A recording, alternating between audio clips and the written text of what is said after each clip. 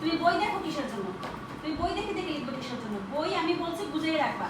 আমি একটা আমার তুমি হাসাহাসি করার কিসের জন্য? তুমি পড়তে পারছো না? যখন তুমি পড়তে বসবে তখন শুধুমাত্র এইদিকে তোমার খেয়াল থাকবে, ওইদিকে যা মনে চায় তাই হয়ে যাক, তুমি শুধুমাত্র এইদিকে চেয়ে থাকবা, আবার ওইদিকে তাকাই আছে। তাকে স্কুলে হ্যাঁ তাকে কিসের জন্য?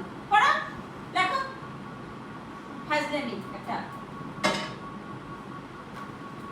সবসময় শুধু ফাজলামি না করলে হয় না।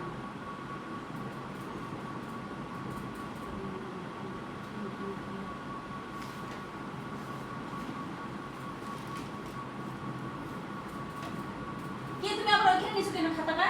এখানে রাখো, রাখো এখানে খাতা রাখো। কান্না করবে না একটুকু, কান্না করে ফেলে তারপর তুমি সময় নষ্ট করো।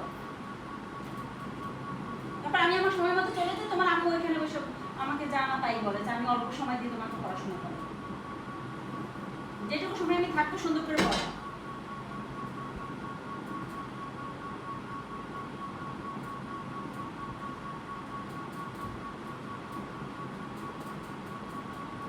আবার ওইদিকে কিসের জন্য তাকাচ্ছ তুমি? মন থাকে কোথায় তোমার পড়ার সময়?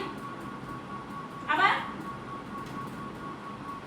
করবা না ঠিক মতন, আলটিমেটলি করবা, আর পরীক্ষার সময় লাড্ডু নিয়ে আসবা, আর সারা বছর পরিশ্রম করে কষ্ট করে তোমাকে পড়াশোনা করাই। এবার দেখবো তো টেস্ট পরীক্ষা চলতেছে না, টেস্ট পরীক্ষার পরে তুমি কি হয় রেজাল্ট দেখবো তো, তারপর তুমি ফোন আর ধরতে পারবা না, তোমার ফোন তোমার কাছ থেকে সরাই নেবে। মাথায় মনে রেখে এই কথাটা,